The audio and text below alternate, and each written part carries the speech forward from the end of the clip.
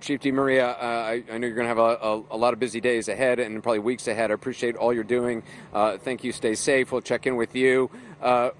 Earlier, I talked to the Miami Beach Mayor, Mayor Levine. Let's take a look at that conversation.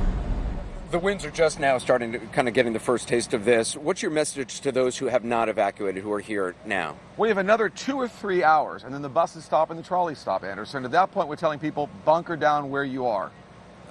It's too late after that. After that, absolutely, I think so, because the winds are picking up. You can feel what's going on, and we want now to them to be safe where they are, but they got another couple hours to go. We hope that they go to these evacuation centers, that they leave Miami Beach. As you know, it's a low-lying barrier island. It's not safe for a hurricane of this magnitude. For the people who are staying, I mean, it seems pretty calm. I was at the Publix supermarket, which I think is open until 9 o'clock tonight. They had plenty of food. I filled up a shopping cart. There were people, they seem to be ready for this, or at least very much aware of it. I think so, Anderson. We've been preparing for about 5 or 6 days now. I mean, literally putting in portable generators, portable pumps, sandbags to all our residents, locking down construction projects so there's no debris flying around. We've been communicating so aggressively with our entire residents and visitors so that they hear our message, what to do, what not to do, and hopefully evacuate. So for you, is it storm surge? Is that the biggest concern initially? I think it's a combination of wind and storm surge. As you know, Miami Beach is no stranger to flooding, so we know something about flooding, and we understand how devastating it can be.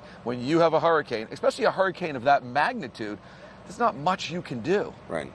And in terms of the wind, I mean, a lot of the building codes were changed, so newer buildings, they are supposed to be able to sustain, I think, 150-mile-an-hour winds. Absolutely. No question about it. The newer buildings that were built after Hurricane Andrew have much higher protocols to those construction codes. They will be able to withstand. And, of course, a lot of the Art Deco buildings you see behind us on Ocean Drive were built in the 1920s, and they've been here for many, many years. They've withstood a lot.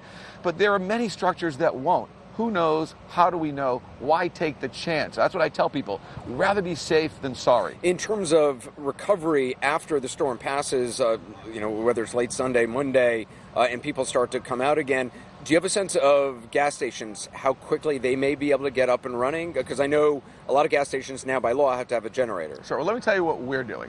I'll be bunkering down at Mount Sinai, one of our big hospitals on Miami Beach. I'll be with a central command staff that'll be there. It'll be a skeletal staff. And then we're going to keep our first responders, the majority of them, across the bridge on the mainland. They're going to come over after the storm ends. They're going to be able to begin clearing the roads, because you have to have the roads clear. We can't do anything unless the roads are clear. We can't even have the residents come back. So that's the first thing you want to focus on? That's the first thing we're going to do. And then from there, based on the assessment, we'll move forward and go to step 2 and step 3. So bottom line tonight, for anybody listening who's in this area, what's your message? My message is, at this point, you got another couple of hours to take one of our buses and our trolleys, go across to the mainland. We have multiple shelters. If you have pets, we have shelters that will accept pets. We've already gone out to our seniors, our special needs people. I was walking around talking to homeless people and convincing them to get on our buses and go, and a lot of them did. By 10, 11 o'clock at night, my suggestion is bunker down where you are and stay safe. Mr. Mayor, thanks very much. Appreciate it. Thank you.